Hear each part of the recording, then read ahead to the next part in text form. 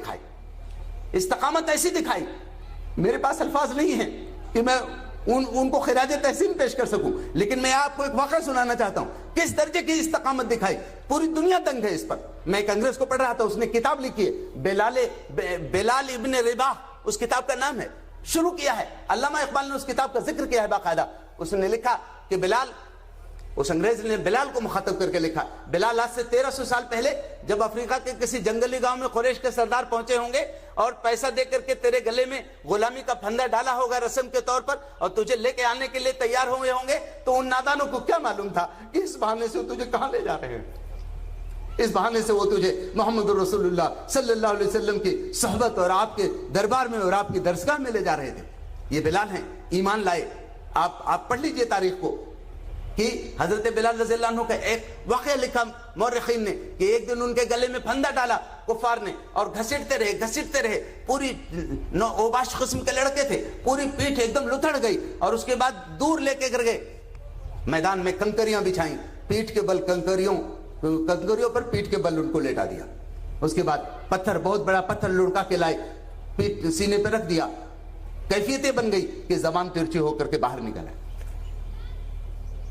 دور لکڑیوں کا ایک حالہ بنایا، سرکل بنایا، اس میں آگ بھی لگا دی، زخموں کے چبھن، کنکریوں کے چبھن، اور اس کے بعد یہ پتھر کا وزن اور جو ہے پیاس، حلق سوکھا ہوا، بالکل ایسا لگ رہا تھا کہ جیسے محمد صلی اللہ علیہ وسلم کا دیوانہ ختم ہو جائے گا، لیکن اللہ رب العالمین کا فیصلہ کچھ اور تھا۔ تھوڑی دیر بعد میں کافر کا گزر ہوا، کچھ رحم دل آدمی تھا، اس نے سوچا بلال کو بہت ستاتے ہیں لوگ، اس نے جا کے ایک لکڑی سے زور سے اس پتھر کو ڈھکیل کے گرا دیا،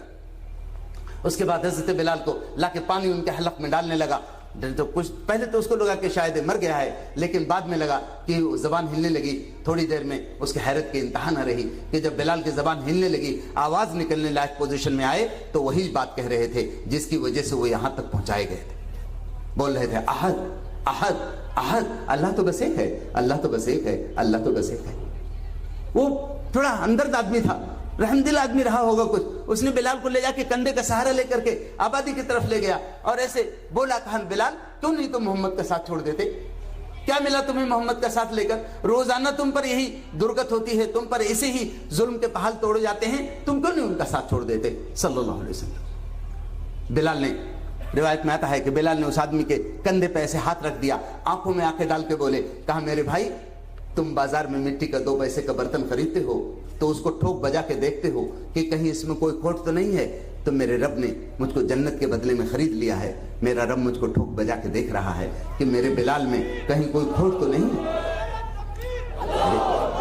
میرے ساتھیوں، یہ تو بلال ہیں۔ آپ دیکھیں گے ایک دوسرے صحابی ہیں حضرت خباب رضی اللہ عنہ، حضرت عمر کے زمانے کی وہ روایت ہے کہ حضرت عمر رضی اللہ عنہ کے ہاں لوگ کھانا کھا رہے تھے، حضرت بلال بھی اس دعوت طعام میں شریک تھے،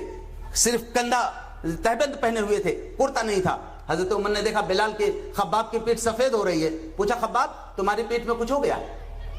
حضرت خباب نے مسکرا کے ٹال دیا، کہا امیر المومنین کوئی خاص بات نہیں ہے۔ کہا نہیں، تمہیں بتانا پڑے گا، یا تو تمہارے ساتھ کوئی حادثہ ہو گیا ہے اور یا تو تمہیں کوئی بیماری لاحق۔ حضرت خباب نے اپنا ہاتھ اٹھا لیا، آواز ایک دم رک گئی، کہنے لگے امیر المومنین قصہ ان دنوں کا ہے جب میں اللہ کے نبی صلی اللہ علیہ وسلم پر ایمان لایا تو میرے چچا نے کوئلے کے انگارے دہکائے اور لوگوں کی مدد سے ان انگاروں پہ مجھ کو لٹا دیا اور میرے سینے پہ تب تک کھڑے رہے جب تک کہ میری پیٹھ کی چربی نے ان انگاروں کو بجھا نہیں دیا۔ میں بہت ادب کے ساتھ عرض کر رہا ہوں، یہ استقامت کی تاریخ آپ دیکھیں گے تو تاریخ انسانی میں بہت کم ملے گی، انبیاء کی تاریخ میں بہت کم ملے گی۔ محمد رسول اللہ صلی اللہ علیہ وسلم کے اصحاب کا دلار قرآن میں کم نہیں ہوا ہے۔ آپ پڑھیں گے محمد رسول اللہ والذین معہ اشداء علی الکفار رحماء بینہم تراہم رکعا سجدا یبتغون فضلا من اللہ ورضوانا۔ یہ دلار ہو رہا ہے، یہ تعریف ہو رہی ہے، یہ تعارف کرایا جا رہا ہے اللہ کے ذریعے محمد رسول اللہ صلی اللہ علیہ وسلم کے اصحاب کا۔ تو یہ جو استقامت کا مظاہرہ ہوا، یہ استقامت ہے، معاف کیجئے گا۔ یہ ایک خاتون ہے، ان کا نام سمیہ ہے، حضرت سمیہ رضی اللہ تعالی عنہ۔ ان کا خاندان بھی بڑا عجیب و غریب ہے، ستائے جا رہے ہیں، میدان میں کھڑے ہیں، سخت دھوپ ہے، لوہے کی زنجیریں پہنا دی گئی ہیں، جا رہے ہیں۔ اللہ کے نبی ادھر کسی ضرورت سے نکل رہے تھے، حضرت عمار نے پکارا، کہا یا رسول اللہ اب ضبط نہیں ہو رہا ہے، یا رسول اللہ برداشت کے اوپر ہو رہی ہے بات۔ اللہ کے نبی نے جو جملہ فرما دیا ان کے لیے تاریخ میں بہت کم بلکہ شاذ ہے بالکل یہ بات۔ آپ نے فرمایا اے آل یاسر صبر کرو، جنت تمہارا انتظار کر رہی ہے۔ یہ جو ایمان ہے، یہ جو استقامت کے آبرو رکھی، حق کی آبرو رکھی ان لوگوں نے، تو یہ ہمارے دور اول کی وہ تصویر ہے جو آج بھی 1500 سال بعد بھی کہیں بھی مسلمان ہیں، کمزور ہیں،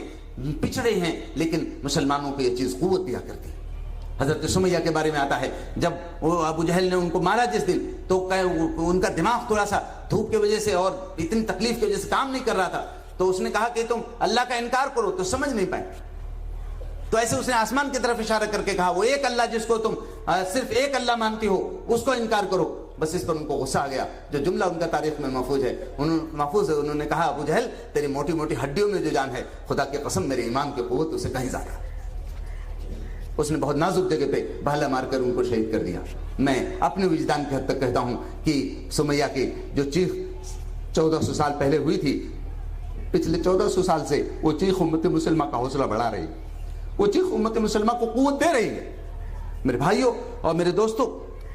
یہ دین جو ان لوگوں نے قبول کیا تھا، اس کو پھیلانے کے لیے، اس کو نشر کرنے کے لیے جو قربانیاں دی، اپنے آپ کو جتنا لٹا اور کھپا دیا، آپ دیکھیں گے خود حضرت ابو بکر رضی اللہ عنہ کو اگر آپ دیکھیں، میں بہت سے ابواب نہیں کھولنا چاہتا اس مختصر وقت میں، حضرت ابو بکر رضی اللہ عنہ نے بہت بڑے تاجر تھے، بہت سارا اپنا مال لٹا دیا لوگوں کو جو مسلمان ہو گئے تھے ان غلاموں کو آزاد کرانے۔ حضرت بلال رضی اللہ عنہ خود حضرت عمر کے آزاد کر، حضرت ابو بکر رضی اللہ عنہ کے آزاد کردہ۔ تو یہ جو حضرت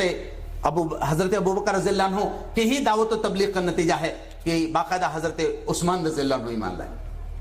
تو یہ جو اللہ رب العالمین نے جو دین کی نعمت دی تھی اس کو دنیا میں پھیلانا، ایک ایک فرد تک پہنچانا، میں اس کے چونکہ یہاں ہمارے نوجوانوں کی ایک تعداد موجود ہے، حضرت علی رضی اللہ عنہ کا سیرت کی کتابوں میں ایک واقعہ آتا ہے، اللہ کے نبی صلی اللہ علیہ وسلم کی حیات مبارکہ کا واقعہ ہے وہ۔ حضرت علی کی عمر کیا رہی ہوگی؟ زیادہ سے زیادہ 18-19 سال بنتی ہے، کیونکہ حضرت خدیجہ رضی اللہ تعالیٰ عنہ اللہ کے نبی صلی اللہ علیہ وسلم کے ساتھ تھی۔ اگر حضرت خدیجہ کا آخری سال مان لیا جائے تو نبوت کا 10واں سال ہے، اور حضرت علی ایمان لائے تھے تو 8-9 سال کے تھے۔ رات کا وقت ہے، دروازے پہ کسی نے نوک کیا، اللہ کے نبی صلی اللہ علیہ وسلم نے پوچھا کون ہے؟ اس وقت اللہ کے نبی صلی اللہ علیہ وسلم کی طبیعت بہت خراب تھی، آپ کو شدید بخار تھا، حضرت خدیجہ نے آپ کے سر پر موٹا سا کپڑا باندھ دیا تھا، آپ کی خدمت فرما رہی تھی۔ دروازے پہ نوک کیا، آپ نے پوچھا کون؟ کہا کہ علی۔ یا رسول اللہ حاضر ہونے کی اجازت چاہتا ہوں۔ اللہ کے نبی صلی اللہ علیہ وسلم نے فرمایا آ جاؤ، اتنی رات میں کیسے آنا ہوا تمہارا؟ حضرت علی نے کہا یا رسول اللہ میں مکے کے باہر گشت کر رہا تھا، میں نے دیکھا وہاں ایک قافلہ آیا ہوا ہے، اللہ کے نبی میں نے سوچا اگر ان لوگوں تک آپ چلتے اور ان کو اللہ تعالیٰ کے دین کی دعوت پہنچا دیتے تو ہو سکتا ہے کسی کو جہنم سے بچنے کی توفیق مل جائے۔ اللہ کے نبی صلی اللہ علیہ وسلم کی جو کیفیت تھی، آپ فوراً اٹھ کے کھڑے ہو گئے، لیکن کھڑے ہوئے تو آپ کی طبیعت صحیح نہیں تھی، تو آپ ایک دم ایسے لہرا گئے۔ حضرت خدیجہ نے جلدی سے آپ کو پکڑ لیا، ایسے انگلیوں سے ایک دم کس کے گنگن کی طرح باندھ لیا اور کہا یا رسول اللہ آپ کیا کر رہے ہیں؟ آپ کہاں جا رہے ہیں؟ کیا اللہ تعالیٰ نے آپ کو اپنے آپ کو ہلاک کر لینے کا حکم دیا ہے؟ آپ کی کیفیت یہ ہے کہ آپ کھڑے نہیں ہو سکتے۔ قربان جائیے اس پیغمبر عظیمت کے ہم امتی ہیں۔ آپ نے فرمایا خدیجہ 2 باتیں ہمیشہ یاد رکھو، ایک تو اس راستے میں میری معاون، میری مددگار بننے کی کوشش کرو، دوسرے اس راستے یہ تمہاری حد درجے محبت ہے جو تم مجھے نہیں جانے دے رہی ہو، لیکن تمہاری یہ محبت میرے لیے بہت ہی پریشان کن بن سکتی ہے۔ اگر آخرت میں حشر کے میدان میں اللہ تعالیٰ نے مجھ سے پوچھ لیا محمد تم نے اپنے ذرا سے آرام کا خیال کر کے میرے بندوں کو میرا پیغام پہنچانے کا ایک اچھا موقع گنوا دیا تو کیا اللہ کے سامنے مجھے شرمندگی نہیں ہوگی؟ حضرت خدیجہ نے اپنا ہاتھ ڈھیلا کر دیا، یہ الزام اپنے سر نہیں لے سکتی تھی۔ اللہ کے نبی صلی اللہ علیہ وسلم حضرت علی کے کندھے کا سہارا لے کر کے گئے اور پھر وہاں گئے، وہاں لوگوں سے بات کی جگہ کر کے، کوئی ایمان لایا یا نہیں لایا، سیرت کی کتابیں اس طرف بالکل خاموش ہیں، لیکن میں آپ سے کہنی چاہتا ہوں یہ بات کہ 18-19 سال کے نوجوان کو کون سی چیز گشت کرا رہی تھی؟ کون سی چیز تھی؟ یعنی یہ عمر تو وہ ہوتی ہے کہ ہندوستانی زبان میں گھوڑے بیچ کے سونے کا وقت، یعنی بالکل ایک دم بے فکری کی نیند لینے کا وقت۔ اس وقت حضرت علی کی کون سی چیز تلاش کر رہے تھے؟ گویا اللہ تعالیٰ کے دین، اللہ تعالیٰ کے کلمے کو کہاں کہاں پہنچایا جا سکتا ہے، کس اپرچونٹی کو استعمال کیا جا سکتا ہے، اس کی پریشانی لگی تھی، اس کی بے چینی تھی، اس کی تلاش تھی۔ یہ وہ چیز ہے جو امت مسلمہ کہ آج کی نسل کو اس کو اپنا اسوہ بنانا ہے، اپنا نمونہ بنانا ہے، اس طرف چلنا ہے۔ آخر میں اس طرف بھی آپ کی توجہ مبذول کرانا چاہتا ہوں کہ اللہ رب العالمین کا یہ جو دین ملا، جس دین کو اللہ رب العالمین نے اپنے پیغمبر کو کہہ دیا تھا، شروع میں بالکل کہہ دیا تھا کہ یا ایھا المدثر قم فانذر وربک فکبر، اے اوڑھ لپیٹ کے لیٹنے والے اٹھیے اور لوگوں کو ڈرا دیجئے، خبردار کر دیجئے، لوگوں کو اللہ تعالیٰ کے دین کی طرف بلا دیجئے، ورنہ یہ سب ہلاک ہو جائیں گے، یہ سب جہنم کا نوالا بن جائیں گے۔ اللہ کے نبی نے اپنے آپ کو اتنا کھپایا، اتنا کھپایا، اتنا کھپایا کہ قرآن میں اللہ تعالیٰ نے خود کہا فَلَعَلَّكَ بَاخِعٌ نَفْسَكَ عَلَىٰ آثَارِهِمْ إِن لَّمْ يُؤْمِنُوا بِهَٰذَا الْحَدِيثِ آسَفًا، کیا ہے پیغمبر اگر وہ لوگ ایمان نہیں لائے تو کیا آپ اپنے آپ کو ان کے پیچھے ہلاک کر ڈالیں گے؟ لیکن اس دین کو پھر سربلند کرنے کے لیے جو آگے آئے تھے وَرَبَّكَ فَكَبِّرْ، اپنے رب کی بڑائی کا اعلان کر دیجئے۔ تو اس کلمے کو دنیا میں سربلند کرنے کے لیے، اس دین کو غالب کرنے کے لیے جو جدوجہد ہوئی، جو صحابہ کرام رضوان اللہ تعالی علیہ مجمعین نے اور بعد کے دور میں ان کے خوش قدم پہ چلنے والوں نے جو تاریخ رقم کی ہے، وہ بہت حوصلہ آمیز ہے، بہت راحت بخش ہے، بہت جو ہے اس سے ہمیں انسپائریشن ملتا ہے۔ اس طرف جائیں گے تو بچے ہوں، بوڑھے ہوں، جوان ہوں، عورتیں ہوں، کوئی بھی ہو، ہر ایک سرشار ہے اللہ کے لیے اپنا سب کچھ لگانے کے لیے۔ میں صرف آپ کو ایک اشارہ کرتا ہوں، ایک جنگ کے لیے تیاری چل رہی تھی، محمد رسول اللہ صلی اللہ علیہ وسلم لوگوں کو منتخب فرما رہے تھے۔ ایک بچہ آتا ہے، اس کو کہہ رہا ہے کہ اللہ کے رسول بھلے میں بچہ ہوں لیکن میں قوت مجھے اللہ نے بہت دی ہے، میں بڑوں کو پچھاڑ دیتا ہوں۔ اللہ کے نبی نے اس کو دیکھ کر کے منتخب فرما لیا۔ دوسرا بچہ آیا، اس نے کہا اللہ کے رسول آپ نے ان کو منتخب فرما لیا ہے نا، لیکن میں ان کو کشتی میں پچھاڑ دیتا ہوں۔ اللہ کے نبی نے کہا اچھا کشتی، کہا یا رسول اللہ اگر آپ کو جو ہے ٹیسٹ کرنا ہو تو آپ کشتی کرا دیجئے۔ کشتی ہوئی، پچھاڑ دیا، اللہ کے نبی صلی اللہ علیہ وسلم نے دونوں کو منتخب کر لیا۔ کیا امت مسلمہ کے نوجوانوں کو اللہ کے لیے اپنا سب کچھ لگانے کے لیے رافع و ثمرہ کا سبق نہیں یاد رکھنا چاہیے؟ دو بچے آئے اللہ کے نبی صلی اللہ علیہ وسلم جنگ میں آئے، اپنے کہنے لگے کہ یا رسول اللہ میں جنگ لڑ سکتا ہوں، میں تم ابھی بچے ہو، تھوڑی دور ٹہل وہل کے آئے، کچھ دور 2-3 گھنٹے بعد کہا رسول اللہ اب 2-3 گھنٹے میں کوئی بچہ کتنا بڑا ہو جائے گا؟ کہا رسول اللہ میں اس وقت دیکھیے اب میں بڑا ہو گیا ہوں، اللہ اکبر، میں بڑا ہو گیا ہوں اتنی دیر میں۔ اللہ کے نبی نے اس کا ذوق دیکھ کر کے بچے کو لے لیا۔ دوسرا بچہ جو اس کو ساتھی تھا، اس نے کہا رسول اللہ یہ تو میں دونوں ساتھ ہی رہتے ہیں، ہم ساتھ ہی میں کھیلتے ہیں، ساتھ ہی میں رہتے ہیں، یا رسول اللہ اگر آپ نے اس کو لیا ہے تو مجھے بھی لیجئے۔ دونوں بچوں کو حضور نے لے لیا، جنگ ہو گئی، جنگ میں رسول صلی اللہ علیہ وسلم اور آپ کے اصحاب کو فتح مل گئی۔ اللہ کے نبی کو دونوں بچے یاد آئے، حدیث میں آتا ہے بچہ مل گیا، آپ نے فرمایا کیوں بھائی تمہارے ساتھی کہاں گیا؟ انہوں نے کہا یا رسول اللہ جنگ میں شامل ہونے سے پہلے میدان کے کنارے ایک درخت کے نیچے بیٹھ کر ہم دونوں نے اللہ سے دعا مانگی تھی، میری دعا قبول ہو گئی ہے، مجھے یقین ہے کہ میرے ساتھی کی بھی دعا قبول ہوئی۔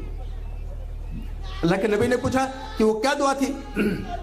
وہ کیا دعا تھی؟ انہوں نے کہا کہ اللہ کے رسول میں نے دعا کی تھی کہ اے اللہ تعالیٰ مجھے فاتح بنانا، اے اللہ فتح کے بعد غازی بن کر کے، فاتح بن کر کے میں واپس جاؤں اور لوگوں کی دعائیں ملے، لوگوں کے حوصلہ افزائی ملے۔ اللہ کے رسول میری دعا قبول ہوئی ہے۔ میرے بھائی نے دعا کی تھی کہ اے اللہ میں اس طرح لڑوں آج کہ لڑنے کا حق ادا ہو جائے، اور اے اللہ میرا ہاتھ کہیں ہو، میرا پاؤں کہیں ہو، میرا سر کہیں ہو۔ میں سمجھتا ہوں اللہ کے نبی جب میری دعا قبول ہوئی ہے تو میرے بھائی کی بھی دعا قبول ہو گئی۔ میں صرف آپ سے یہ عرض کر رہا ہوں، جب امت مسلمہ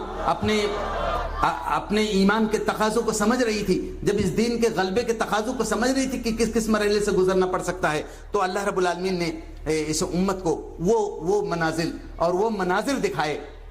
جو دنیا سوچ نہیں سکتی ہے۔ بڑے بڑے مورخین، میور ہیں جو ہے اور